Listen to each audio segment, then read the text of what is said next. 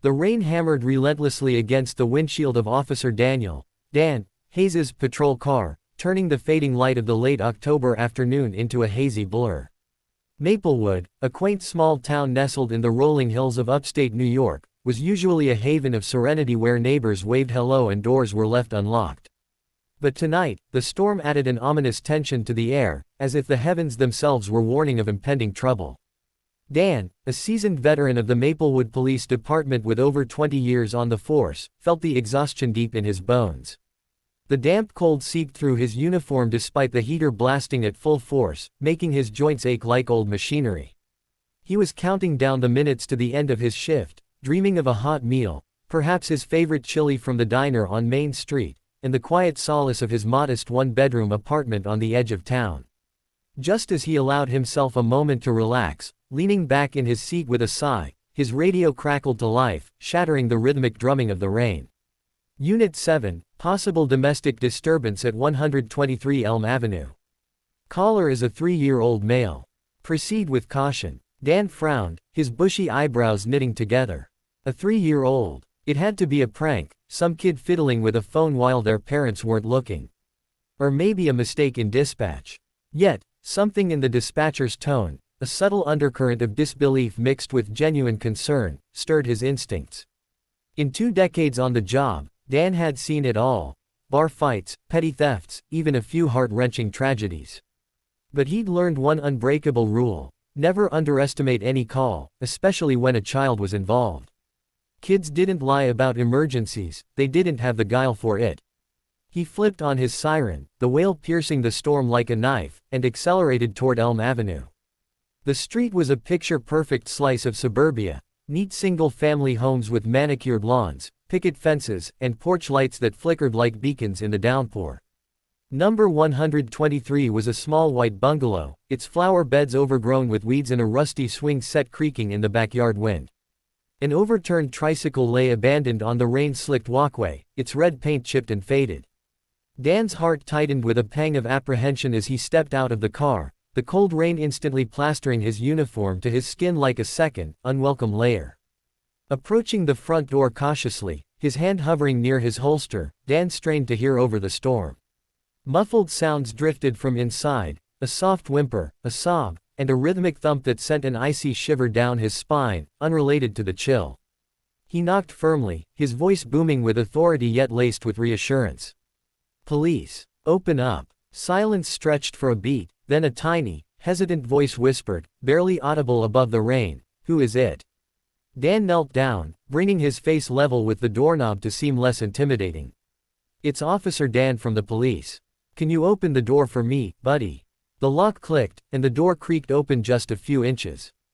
Peering out were tear-filled blue eyes belonging to a little boy no older than 3, with tousled blonde hair matted to his forehead and a face streaked with dirt and tears. He clutched a worn teddy bear like a lifeline, its fur matted and one eye missing.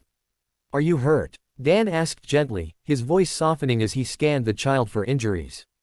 The boy shook his head, his lower lip trembling like a leaf in the wind. "No, but Grandpa fell down, and he won't wake up." Dan's adrenaline surged. This was no prank. He pushed the door open wider and stepped inside, his boots squelching on the worn welcome mat. The living room was dimly lit by a single lamp, casting long shadows across faded wallpaper adorned with family photos. An elderly man lay sprawled on the floor, unmoving, his thin frame twisted awkwardly.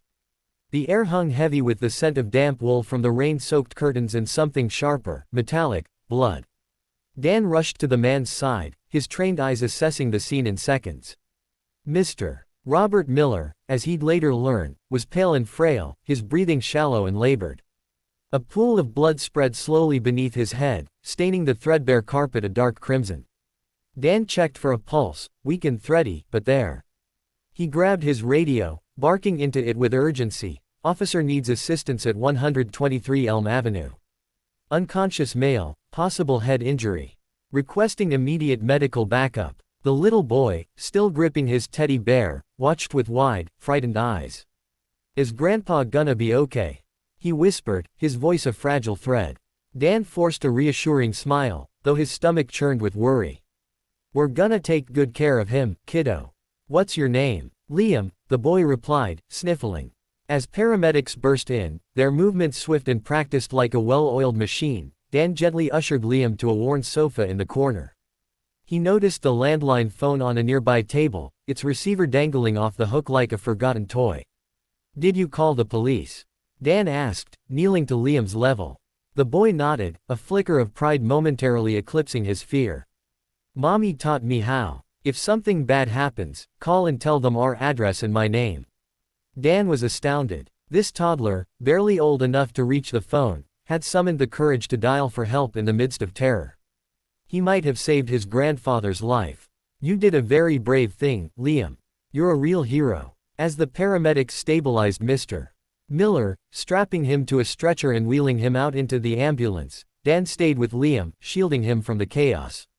He learned that Liam lived with his grandfather while his parents, Michael and Sarah Miller, were on an extended business trip overseas. The Millers were successful entrepreneurs, their tech startup demanding constant travel to seal deals in Europe and Asia. Mr. Miller, a retired accountant in his late 70s, had a history of heart problems, including a recent bypass surgery, and had been complaining of dizziness and weakness. It seemed he'd fainted while reaching for his medication, hitting his head on the sharp edge of the coffee table. Later, at Maplewood General Hospital, Dan visited Mr. Miller in his room. The elderly man was awake but groggy, hooked up to monitors that beeped rhythmically. "Liam saved your life," Dan told him. "He was incredibly brave." Mr. Miller's voice was weak, but gratitude shone in his eyes. "He's a good boy, smart as a whip. Takes after his mother. But, it's been hard. I'm not as spry as I used to be." He confessed the challenges, chasing after an energetic toddler, managing his own medications, and the isolation of an empty house. There had been close calls before, a near miss with Liam wandering too close to the stove, attempting to help cook dinner, which had singed the curtains and filled the kitchen with smoke. Dan couldn't shake the unease gnawing at him. This wasn't just another case. Liam's vulnerability, the way his small hand clutched the teddy bear, his eyes pleading for stability, tugged at something deep within. Dan had never married, never had kids. His life was the job, punctuated by solitary evenings with a book or a ballgame on TV. But now, he felt a paternal protectiveness blooming. Driving back to the station through the subsiding rain, he wrestled with his conscience. Reporting to Child Protective Services (CPS) could upend the family, but ignoring the risks felt negligent. Mr. Miller's declining health, the parents' absence, it was a recipe for disaster. He confided in Captain Laura Bennett, a no-nonsense leader with 25 years on the force and a reputation for wisdom. Seated in her cluttered office, surrounded by stacks of reports and a half-empty coffee mug, Dan laid out the details. "It's a gray area, Cap. The kid's safe for now, but what if next time it's worse?" Bennett leaned back, her brow furrowed. "Tough call, Dan, but you've got instincts like no one else. If you think the child's at risk, you act. The system's flawed, but it beats doing nothing." With her backing, Dan contacted CPS. He detailed everything: Liam's bravery, Mr. Miller's frailty, the parents' prolonged absences, and the kitchen incident that could have escalated into a full blaze. He emphasized support over punishment, home health aides, perhaps counseling for the family. The next day, social worker Emily Carter visited the hospital. Dan waited anxiously, pacing the station hallway, his mind swirling with guilt. Had he overstepped? Emily called that afternoon. "Officer Hayes, thanks for the heads up. We're providing in-home support, aides for Mr. Miller, daycare options for Liam, and we'll loop in the parents. No removal necessary, but changes are coming." Relief washed over Dan like the rain outside. He'd averted potential tragedy without tearing the family apart. In the weeks that followed, while Mr. Miller recovered, Dan found himself drawn back to 123 Elm Avenue. His visits started practical, dropping off groceries like milk, bread, and fresh fruit, but evolved into something more. He learned Liam's passions. Dinosaurs, especially the T-Rex superheroes. Batman was his idol, and anything that involved running wild in the backyard. Dan, who hadn't played catch since his own childhood, taught Liam to throw a baseball, their laughter echoing against the bungalow's walls. He built forts from blankets and chairs, turning the living room into a medieval castle where Liam reigned as king. One rainy afternoon, as they constructed a Lego dinosaur habitat, Liam looked up with those big blue eyes. "Officer Dan, do you have a family?" Dan paused, the question hitting like a gut punch. "Nah, kid. Just me and my patrol car." Liam frowned. "That's sad. You can be in my family." Dan's throat tightened, he ruffled the boy's hair to hide his emotion. He also bonded with Mr. Miller, sharing stories over coffee. The old man recounted his youth, serving in Vietnam, meeting his late wife at a dance hall, building a life in Maplewood. Dan fixed leaky faucets, mowed the overgrown lawn, and even helped hang new curtains, tasks Mr. Miller could no longer manage. In return, Mr. Miller's home-cooked meals, hearty stews and apple pies, filled a void Dan hadn't realized existed. Dan took Liam to the police station one sunny day.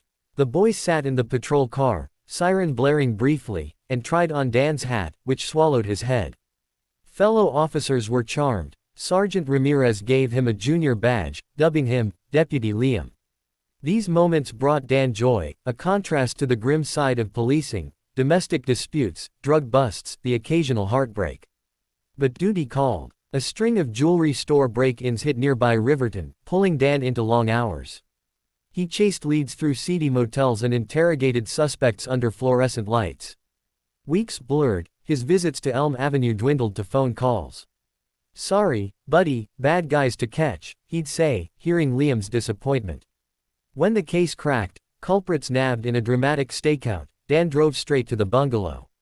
Liam barreled into his arms. "You came back." Over checkers that evening, Dan felt a profound sense of belonging. Liam's parents returned soon after, tanned from their travels but shadowed by guilt. At the station, they thanked Dan profusely, flowers in hand. "We were blind to how much Liam needed us," Sarah confessed. "Your report woke us up." They vowed changes. Less travel, family therapy, enrolling Liam in preschool. Dan offered ongoing support, as a friend, not just an officer. Inspired, Dan volunteered more, mentoring at-risk youth at the community center, coaching Little League. He watched Liam grow, attending birthdays where the boy blew out candles wishing for more adventures with Uncle Dan. Evenings on the porch with Mr. Miller, fireflies dancing, brought contentment. "Life surprises you, Mr. Miller mused. Dan agreed. A prank call had led to family, purpose, love.